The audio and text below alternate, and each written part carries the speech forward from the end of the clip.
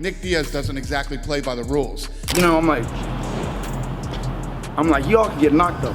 Yeah. August 2nd, 1983, Stockton, California. Born into poverty, born into violence, born into a city where survival isn't guaranteed. Nicholas Robert Diaz, raised by his mother Melissa. Father Robert largely absent, growing up in welfare housing with his younger brother Nate and sister Nina. Stockton, one of the most dangerous cities in America. High violent crime, gang activity everywhere, poverty, desperation. Nick describing his childhood. I had a hard time growing up. I was embarrassed. My mom would drop me off blocks away from school because I didn't want anyone to see our car. That's humiliation. That's shame. That's a kid who learned early that the world judges you for being poor. And fighting? Fighting wasn't a choice. Fighting was survival. I started training because I was having problems with some people who were bigger physically than I was.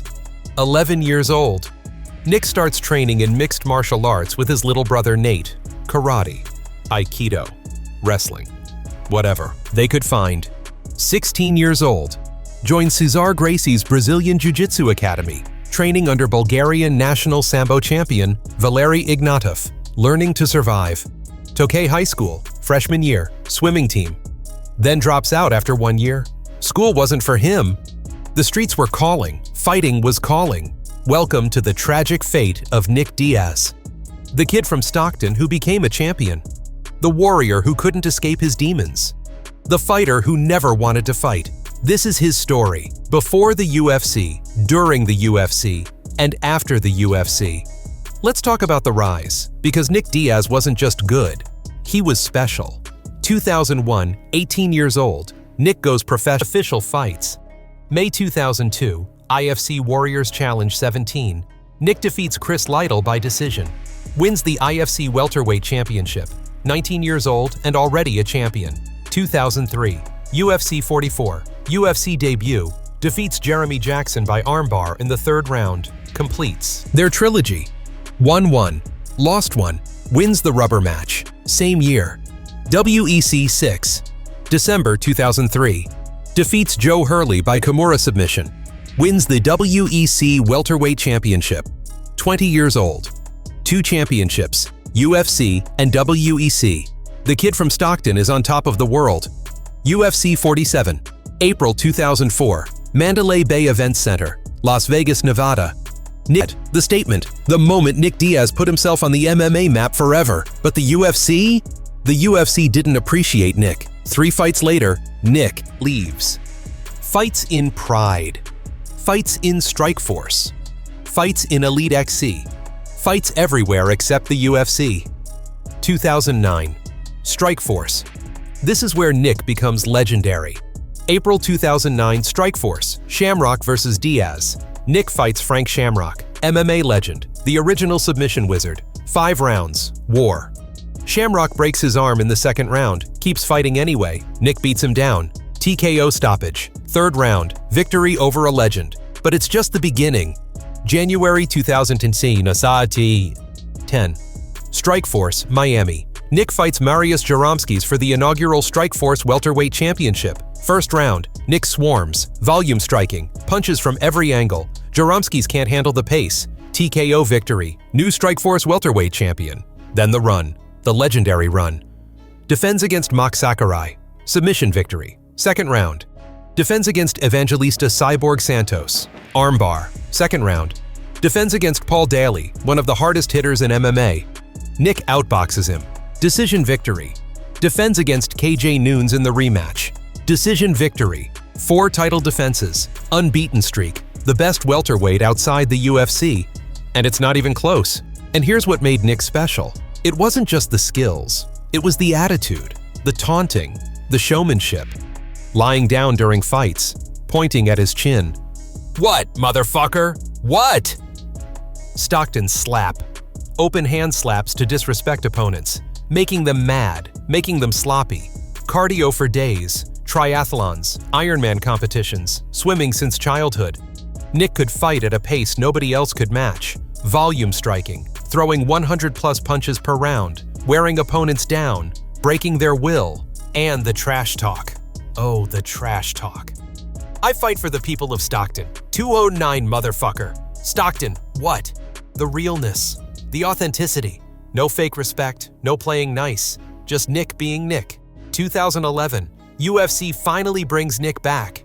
The Strikeforce champion, the draw, the star. October 2011. UFC 137. Nick Diaz in victory. Fight of the night versus Carlos Condit for the interim UFC welterweight championship. 5 rounds. War. Back and forth. Condit runs, uses movement, hits and runs. Nick chases, tries to corner him. Can't quite get it done. Decision loss. Controversial. Many thought Nick won, but the judges disagreed. And then the drug test. Positive for marijuana metabolites. Again. Nick has a medical marijuana card in California. Uses it for anxiety, for stress, for life. But Nevada doesn't care. Suspension. 1 year. Fine. 30% of his purse. This is the second marijuana suspension of Nick's career. First one came in 2007 after beating Takanori Gomi. Nick announces retirement after UFC 143. I'm done. Fuck this sport. Fuck the UFC. I'm out. But retirement doesn't last. Money calls. Fighting is the only thing Nick knows. March 2013, UFC 158, Montreal, Canada. Nick Diaz versus Georges St-Pierre for the UFC welterweight championship. The biggest fight of Nick's career. The title shot. The moment. But Nick is off. Talking about toxic airplane water on the flight to Montreal. Complaining about everything. Not himself. 5 rounds. GSP wrestles, takes Nick down, controls him, grinds him out.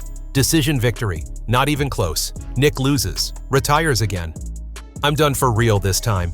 Stays away for nearly 2 years. January 2015. UFC 183. Las Vegas, Nevada. Nick Diaz versus Anderson Silva. The Spider. The legend. The GOAT candidate. Nick's comeback. Silva's comeback after the horrific leg break against Chris Weidman. 5 rounds. Silva outpoints Nick. Movement, counters, strikes, decision victory. Nick loses again. But that's not the tragedy. The tragedy comes after. Drug test results. Anderson Silva tests positive for steroids, drostanolone metabolites, androsterone, multiple banned substances. Nick Diaz tests positive for marijuana metabolites. 3rd time in his career. September 14, 2015. Nevada State Athletic Commission hearing. The Judgment Day. Nick appears in person, refuses to answer questions, pleads the 5th Amendment to everything. 30 questions. 30 Fifth Amendment pleas.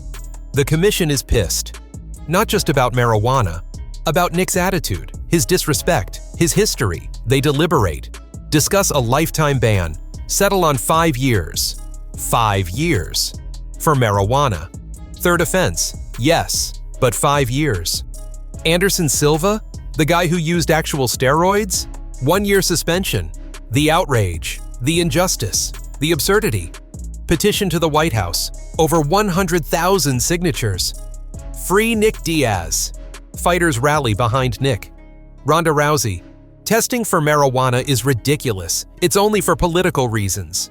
Gina Carano, you are not making Nick Diaz an example. You are appearing as tyrants. Derek Brunson, Nick Diaz suspended 5 years for marijuana. That's ridiculous. So that means steroid users get the death penalty correct.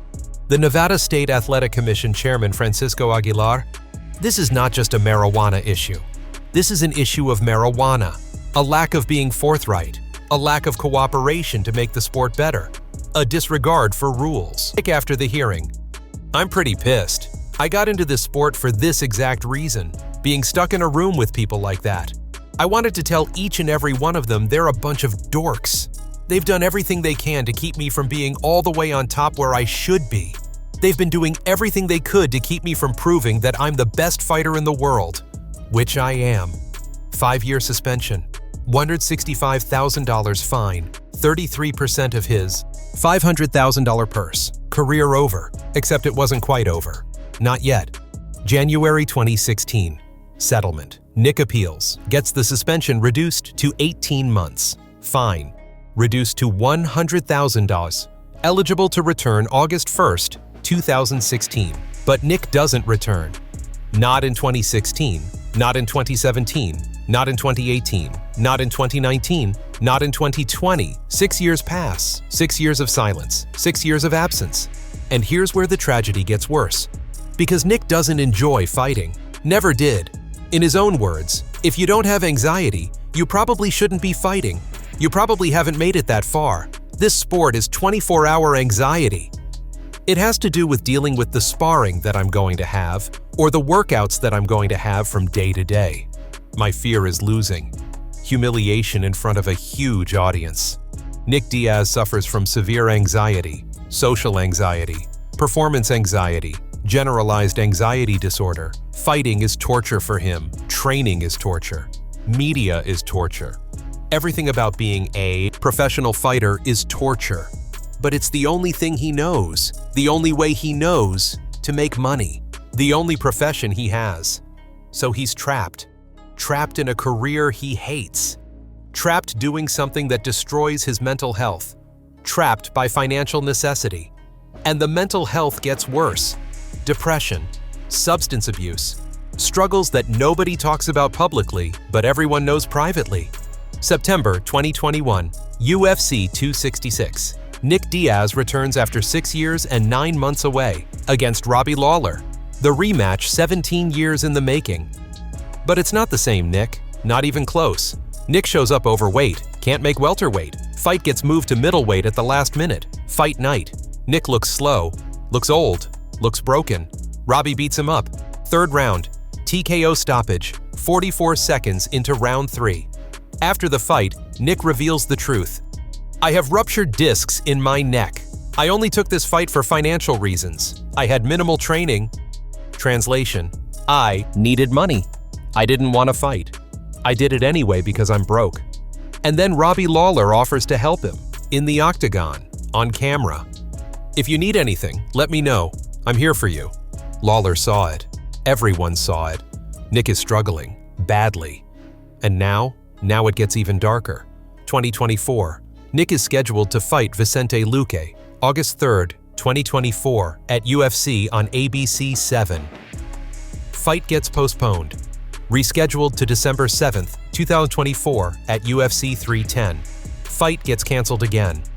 Travel complications. Translation: Nick couldn't make it. Couldn't get himself to the fight. Couldn't do it. November 2024. Viral video surfaces. Nick shirtless, sitting on the side of the street at night, looking homeless, trying to light random pieces of grass on fire. The internet explodes. Is Nick Diaz okay? Is Nick homeless? What happened to Nick Diaz? Kidnapping rumors start. Nick's rumored girlfriend Kay posts on Instagram expressing concern. Claims Nick might be in danger. Jake Shields, Nick's longtime friend and teammate, responds, Nick is heading in the right direction. He's improving physically and mentally. But the truth comes out slowly, painfully. Nick is in rehab, in Mexico, recovery program for substance abuse. His conditioning coach Cesar Garcia posts update November 2024. Nick is still in the program and doing well. Of course, he wants to go home early and not finish the program, which was not advised by the program director and his advocates. He has partially recovered from the substance use, but still has a lot of scar tissue to be healed according to the current MRI results. Nick's ex-girlfriend is trying to pull Nick out of rehab for her benefits, because currently she has to evacuate Nick's house where she is squatting. Nick's property is being auctioned off.